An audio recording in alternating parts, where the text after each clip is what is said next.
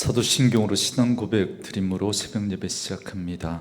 전능하사 천지를 만드신 하나님 아버지를 내가 믿사오며 그 외아들 우리 주 예수 그리스도를 믿사오니 이는 성령으로 잉태하사 동정녀 마리아에게 나시고 본디오 빌라도에게 고난을 받으사 십자가에 못 박혀 죽으시고 장사한 지 사흘 만에 죽은 자 가운데서 다시 살아나시며 하늘에 오르사 전능하신 하나님 우편에 앉아 계시다가 저리로서 산자와 죽은 자를 심판하러 오시리라. 성령을 믿사오며 거룩한 공회와 성도가 서로 교통하는 것과 죄를 사하여 주시는 것과 몸이 다시 사는 것과 영원히 사는 것을 믿사옵나이다. 아멘. 이 아침에 우리에게 주시는 하나님의 말씀은 시편 이사야 66장 1절에서 14절 말씀까지입니다. 이사야 66장 1절에서 14절 말씀까지 우리 말씀 찾으셨으면 한 목소리로 같이 읽습니다. 여호와께서 이와 같이 말씀하시되 하늘은 나의 보좌요 땅은 나의 발판이니 너희가 나를 위하여 무슨 집을 지으랴. 내가 안식할 처소가 어디랴. 나 여호와가 말하노라. 내 손이 이 모든 것을 지었으므로 그들이 생겼느니라. 무릇 마음이 가난하고 심령에 통회하며 내 말을 듣고 떠는 자 그 사람은 내가 돌보려니와 소를 잡아 드리는 것은 살인함과 다름이 없이 하고 어린 양으로 제사 드리는 것은 개의 목을 꺾음과 다름이 없이 하며 드리는 예물은 돼지의 피와 다름이 없이 하고 분향하는 것은 우상을 찬송함과 다름이 없이 행하는 그들은 자기의 길을 택하며 그들의 마음은 가증한 것을 기뻐한즉 나 또한 유혹을 그들에게 택하여 주며 그들이 무서워하는 것을 그들에게 임하게 하리니 이는 내가 불러도 대답하는 자가 없으며 내가 말하여도 그들이 듣지 않고 오직 나의 목전에서 악을 행하며 내가 기뻐하지 아니하는 것을 택하였음이라 하시니라. 여호와의 말씀으로 말미암아 떠는 자들아 그의 말씀을 들을지어다. 이르시되 너희 형제가 너희를 미워하며 내 이름으로 말미암아 너희를 쫓아내며 이르기를 여호와께서 영광을 나타내사 너희 기쁨을 우리에게 보이시기를 원하노라 하였으나 그들은 수치를 당하리라 하셨느니라. 떠드는 소리가 성읍에서부터 들려오며 목소리가 성전에서부터 들리니 이는 여호와께서 그의 원수에게 보응하시는 목소리로다. 시온은 진통을 하기 전에 해산하며 고통을 당하기 전에 나말을 낳았으니 이러한 일을 들은 자가 누구이며 이러한 일을 본 자가 누구이냐. 나라가 어찌 하루에 생기겠으며 민족이 어찌 한순간에 태어나겠느냐. 그러나 시온은 진통하는 즉시 그 아들을 순산하였도다. 여호와께서 이르시되 내가 아이를 갖도록 하였은즉 해산하게 하지 아니하겠느냐. 네 하나님이 이르시되 나는 해산하게 하는 이인즉 어찌 태를 닦겠느냐 하시니라. 예루살렘을 사랑하는 자들이여 다 성읍과 함께 기뻐하라. 그 성읍과 함께 즐거워하라. 그 성을 위하여 슬퍼하는 자들이여 다 그 성의 기쁨으로 말미암아 그 성과 함께 기뻐하라. 너희가 젖을 빠는 것 같이 그 위로하는 품에서 만족하겠고 젖을 넉넉히 빤 것 같이 그 영광의 풍성함으로 말미암아 즐거워하리라. 여호와께서 이와 같이 말씀하시되 보라 내가 그에게 평강을 강같이 그에게 문나라의 영광을 넘치는 시내같이 주리니 너희가 그 성읍에 젖을 빨 것이며 너희가 옆에 안기며 그 무릎에서 놀 것이라. 어머니가 자식을 위함같이 내가 너희를 위할 것인즉 너희가 예루살렘에서 위로를 받으리니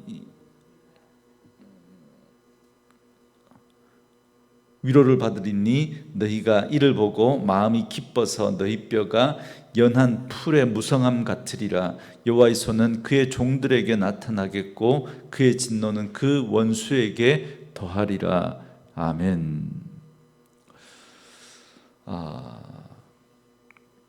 오늘은 함께 읽으신 이사야 66장 1절에서 14절 말씀을 중심으로 참 성전과 참 예배라는 제목의 말씀으로 잠시 은혜를 나누도록 하겠습니다. 우리는 이제 이사야서의 마지막 66장의 말씀을 살펴보게 됩니다. 66장은 앞선 65장의 주제가 다시 한번 반복되고 있다고 할 수 있는데요. 그런데 65장은 악인의 심판으로 시작해서 의인의 구원으로 마무리가 된다고 할 수 있다면 66장은 심판과 구원이 교차적으로 나타나고 있습니다. 그래서 악인의 심판과 의인의 구원을 보다 선명하게 대비해서 보여주면서 강조하고 있다고 하겠습니다. 먼저 1절부터 4절까지 내용은 이스라엘 백성들의 종교적 외식을 책망하는 말씀입니다. 먼저 1절 말씀에 여호와께서 이와 같이 말씀하시되 하늘은 나의 보좌요 땅은 나의 발판이니 너희가 나를 위하여 무슨 집을 지으랴 내가 안식할 처소가 어디랴 그럽니다. 많은 분들이 믿음 생활을 하면서도 하나님이 누구인지를 잘 모릅니다. 그래서 하나님은 우리가 하나님이 어떤 존재인지를 알기를 원하십니다. 그래서 오늘 본문 1절 말씀에서는 하나님이 어떤 분이신지를 알려주고 있는데요. 하나님은 이 세상 모든 만물을 창조하시고 또한 다스리는 분이십니다. 그래서 하나님은 하늘을 보좌 삼으시고 땅을 발판 삼으시는 분이다 말씀하십니다. 그런데 그런 하나님을 사람이 만든 어떤 건물인들 거기에 하나님을 모셔드릴 수 있겠습니까? 그리고 무엇을 드린다고 한들 하나님께서 그것 때문에 좋아라 하시고 기뻐할 수 있겠습니까? 모든 것이 다 하나님의 것이고 하나님이 만든 것인데, 그래서 우리가 정말 이 사실을 안다면 하나님 앞에서 아무도 자기가 한 일을 자랑할 수 없습니다. 정말 우리가 하나님을 제대로 안다면 하나님 앞에서 우리가 우리의 죄를 깨닫고 통회하며 말씀 앞에 겸손히 엎드려야 합니다. 그래서 2절 말씀에서 나 여호와가 말하노라 내 손이 이 모든 것을 지었으므로 그들이 생겼느니라. 물은 마음이 가난하고 심령에 통회하며 내 말을 듣고 떠는 자 그 사람은 내가 돌보려니와 그럽니다. 정말 우리가 하나님을 제대로 안다면 그 하나님 앞에서 우리는 한낱 피조물에 불과한 존재라는 사실을 깨닫게 됩니다. 그런데 우리가 하나님을 모르잖아요. 그러면 사람은 자꾸 우리 인간의 능력과 위대함을 이야기하면서 사람을 높이려고 합니다. 그럴 수밖에 없는 게 인류의 첫사람 아담이 범죄할 때 하나님이 먹지 말라고 하는 그 선악과를 따먹은 이유가 바로 자기가 하나님처럼 되려고 했기 때문에 그렇습니다. 그래서 하나님을 떠난 범죄한 인류의 문명과 역사는 하나님의 자리에 도전하는 역사였다, 그렇게 말할 수 있습니다. 그 대표적인 사건이 바로 바벨탑 사건입니다.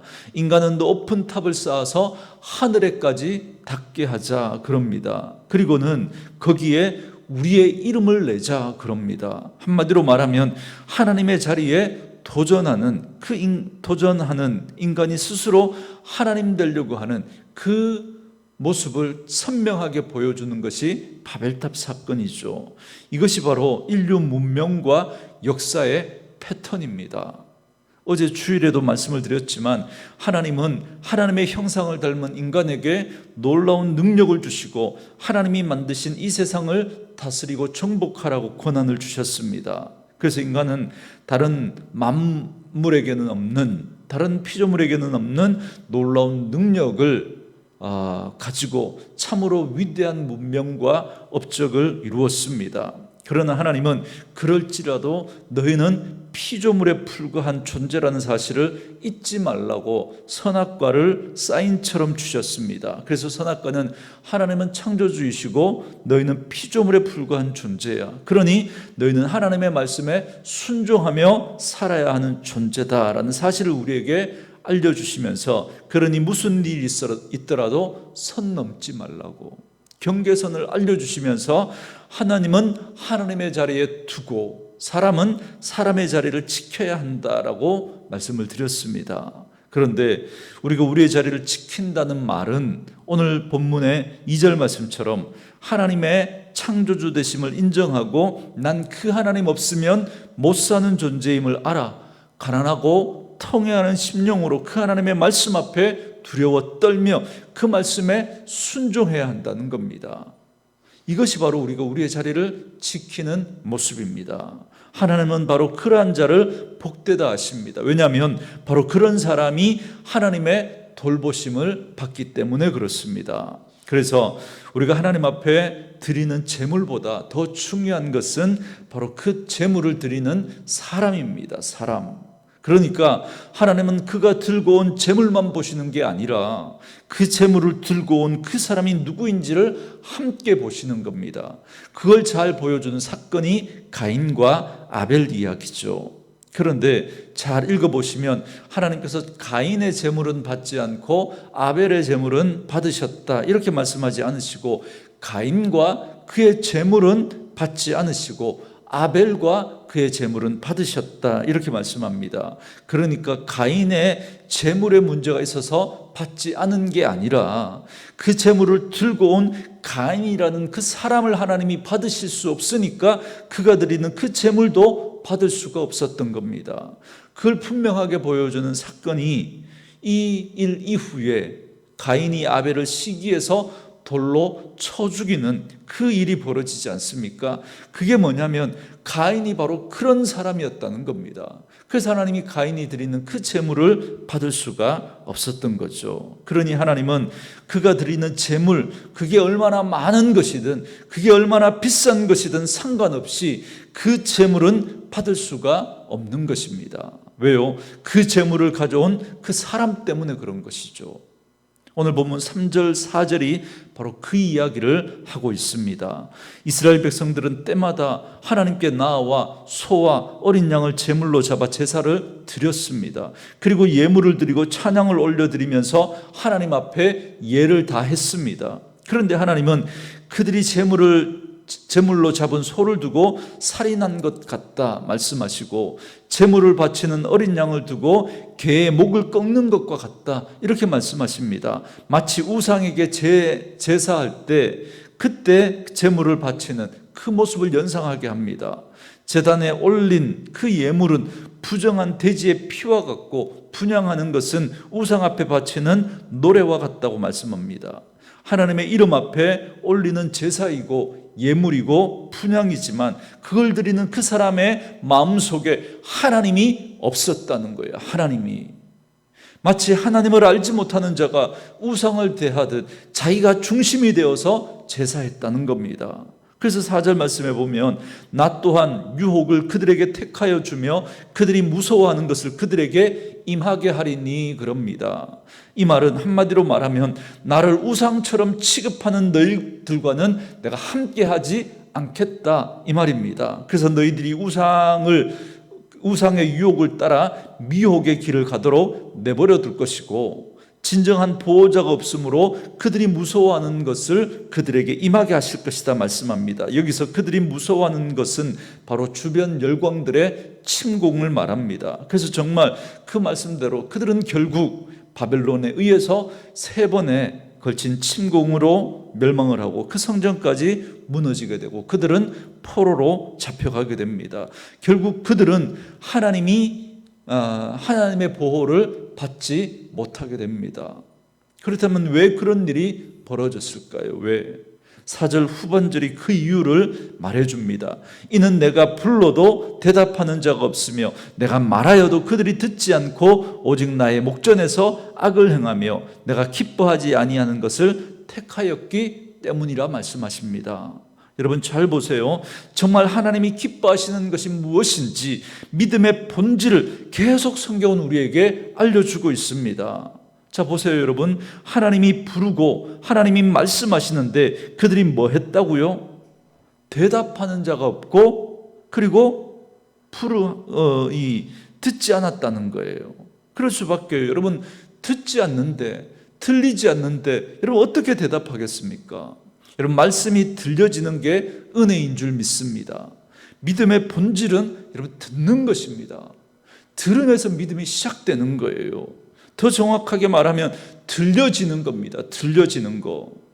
여러분, 들리지 않는데 어떻게 순종할 수 있습니까? 그러니 자기 열심으로 자기를 위해서 제사를 드리고 제물을 드리고 분향도 하지만 그들의 삶은 하나님의 목전에서 악을 행하며 하나님이 기뻐하시지 않는 죄를 짓는 삶을 살 수밖에 없었던 겁니다. 그러니 하나님은 그들의 제사와 제물과 번제를 받지 않으실 뿐만 아니라 그들은 하나님의 보호조차 받을 수가 없었던 겁니다. 그래서 5절부터 마지막 14절까지는 어떤 자가 하나님의 보호를 받을 수 있는지를 말씀해 주시는 내용입니다. 한마디로 말하면 하나님은 참된 믿음을 가지고 그 신앙을 지키는 자를 보호하시고 돌보신다고 약속하십니다. 그리고 동시에 그러한 참 믿음의 사람들을 핍박하는 그러한 자들은 반드시 합당한 보응을 받게 될 것을 말씀하십니다. 먼저 5절에 보시면 거기에 여호와의 말씀으로 말미암아 떠는 자들이라는 표현이 나옵니다. 여러분, 이 말은 한마디로 하나님을 경외하는 자들을 말합니다. 여러분, 하나님을 경외한다라고 하는 이 말의 뜻은 하나님의 말씀을 두렵게 여기고 그 말씀에 순종하며 사는 사람을 말하는 겁니다. 하나님의 말씀을 우습게 여기면서 자기는 하나님을 잘 믿는다고 말하는 사람들을 여러분 조심하십시오. 하나님의 말씀을 우습게 여길 수 없습니다. 정말 하나님을 경외하는 사람은 하나님의 말씀을 농담처럼 말하면서 희죽희죽거리고 하나님의 말씀으로 함부로 저주를 말하고 아무데나 하나님의 말씀을 적용하면서 누가 물러가면 시온의 대로가 열릴 것이다, 할렐루야, 아무데나 할렐루야를 막 갖다 붙입니다. 여러분, 어떻게 그렇게 하나님의 말씀을 함부로 아무데나 갖다 붙일 수 있습니까? 이거 지금 제 이야기가 아니고 하나님이 지금 알려주고 계십니다. 어떤 자가 하나님의 말씀을 가볍게 여기는 자인지를 여러분 5절 후반절에 이렇게 말합니다. 이르시되 너희 형제가 너희를 미워하여 내 이름으로 말미암아 너희를 쫓아내며 이르기를 여호와께서는 영광을 나타내사 너희 기쁨을 우리에게 보이시기를 원하노라 하였으나 그들은 수치를 당하리라 하셨느니라. 그럽니다. 하나님의 말씀을 아무데나 갖다 대는 거예요. 내 마음에 들지 않고 밉고 싫다고 내 이름으로, 하나님의 이름으로 너희를 쫓아내며 그럽니다. 이 말은 내 마음에 들지 않는다고 청와대 앞에 가서, 국회 앞에 가서 예수의 이름으로 누구누구는 물러갈지어다 이렇게 말하는 사람들을 이야기하는 겁니다. 그러면서 이르기를 뭐라 그런다고요? 여호와께서는 영광을 나타내사 너희 기쁨을 우리에게 보이시기를 원하노라 이렇게 말한다는 거예요. 광장에 모여서 누가 물러가면 우리나라의 시온의 대로가 열릴 것이다, 할렐루야, 이렇게 말하는 그런 사람들 이야기하는 거예요. 이렇게 함부로 하나님의 이름을 막 아무데나 갖다 대고 시온의 대로, 할렐루야 이런 말들을 아무데나 막 갖다 붙이고 쓰는 거예요. 저는 우리 사랑하는 온누리교회 식구들은 하나님을 경외함으로 하나님의 말씀 앞에 두려워 떠는 분들 될 수 있기를 원합니다. 이런 말씀을 가볍게 여기지 마셔야 합니다. 그리고 7절부터 9절 말씀은 시온이 하나님의 은혜로 회복될 것을 예언하시는 말씀입니다. 7절 말씀에 시온은 진통을 하기 전에 해산하며 고통을 당하기 전에 나말을 낳았으니 그럽니다. 이스라엘을 해산하는 여인에 비유하시면서 시온이 아들을 낳았다 말씀합니다. 이게 무슨 말이냐면 이 말은 시온이 회복되었다는 말이고 진통도 하기 전에 해산하였다는 말처럼 단기간에 빠르게 회복되었다 그 말입니다. 그래서 이렇게 황폐했던 성읍 예루살렘에 많은 사람들이 넘쳐나게 될 것이고 이런 놀라운 일을 행하신 분이 바로 하나님이라는 사실을 말씀해 주고 있습니다. 그리고 10절부터 14절 말씀에 보면 주의 백성들이 주님의 위로에 만족을 얻을 것이며 풍성한 영광을 얻게 될 것이라고 예언합니다. 그러나 원수들에게는 주의 진노만 임하게 될 것을 말씀합니다. 10절에 예루살렘을 사랑하는 자들이여 다 그 성읍과 함께 기뻐하라, 다 그 성읍과 함께 즐거워하라, 그 성을 위하여 슬퍼하는 자들이여 다 그 성의 기쁨으로 말미암아 그 성과 함께 기뻐하라 그럽니다. 이 말씀은 이스라엘을 회복시키시고 예루살렘을 통하여 하나님의 백성들에게 주어지는 큰 기쁨에 대한 말씀입니다. 그런데 그 기쁨은 11절에 보면 마치 어린 아이가 어머니 품에 있을 때 느끼는 그러한 기쁨과도 같을 것이라고 말씀합니다. 왜냐하면 어머니의 젖을 빠는 그 아이에게는 어떤 불만도 없습니다. 어머님의 그 품이 주는 따뜻함과 안정감, 그리고 그 아이에게 필요한 완벽한 영양이 그 젖을 통해서 공급되기 때문에 그 아이는 모든 것이 만족스럽습니다. 그러므로 선지자는 그렇게 회복될 예루살렘을 바라보면서 그 성을 사랑하는 자들에게 즐거워하며 기뻐하라고 촉구합니다. 하나님이 예루살렘에 이러한 평안과 위로를 주실 것이기 때문에 그렇습니다. 이제 결론적으로 14절을 보시기 바랍니다. 너희가 이를 보고 마음이 기뻐서 너희 뼈가 연한 풀의 무성함 같으리라. 여호와의 손은 그의 종들에게 나타나겠고 그의 진노는 그의 원수에게 더하리라. 그럽니다. 여러분, 여기 너희 뼈가 연한 풀의 무성함 같으리라 라고 하는 이 말씀, 여러분, 이 문자적인 뜻은 뭐냐면 너희 뼈들이 풀처럼 번성하리라, 그 말입니다. 에스겔 선지자가 환상 중에 봤던 에스골 골짜기에 그 마른 뼈가 생각나지 않습니까? 마른 지 오래되어 생명력이라고는 조금도 찾아볼 수 없었던 그 이스라엘이 이제 다시 생기를 회복하게 될 것이라는 겁니다. 그리고 하나님은 하나님의 그 능하신 손으로 하나님의 종들을 붙잡아 주실 것입니다. 반면 여기서도 하나님을 대적하는 자들에게는 하나님의 진노가 있을 것을 말씀합니다. 그러므로 오늘 말씀을 통해서 이 세상 모든 일은 하나님의 섭리 가운데 있다는 사실을 꼭 기억하셔야 합니다. 그래서 바벨론이 하루아침에 멸망하는 것도, 예루살렘이 산통도하기 전에 출산하는 그 여인처럼 빠르게 회복될 것도 그 누구도 예측할 수 없었던 일이지만 하나님이 하셨습니다. 분명히 하나님의 때가 되면 하나님이 하실 것입니다. 우리가 그 사실을 인정하고 그 말씀을 붙든다면 우리는 우리의 상황과 형편에 관계없이 기뻐하고 또 하나님의 평강과 위로를 얻게 될 것입니다. 저는 말씀으로 이 하루를 시작하는 저와 여러분들에게 이런 은혜가 있기를 주님의 이름으로 축원합니다. 오늘 주신 말씀 생각하면서 우리 이 찬양 들으시고 함께 우리 기도하는 시간 갖도록 하겠습니다.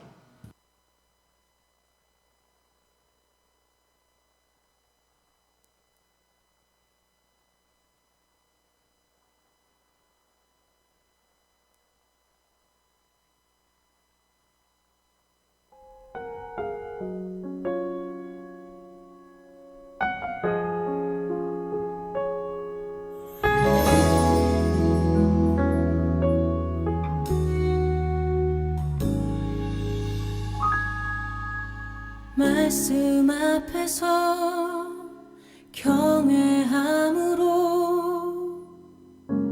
주께 홀로 섭니다. 생명의 말씀 읽고 순종해 주를 예배합니다. 기록된 말씀 힘이 있어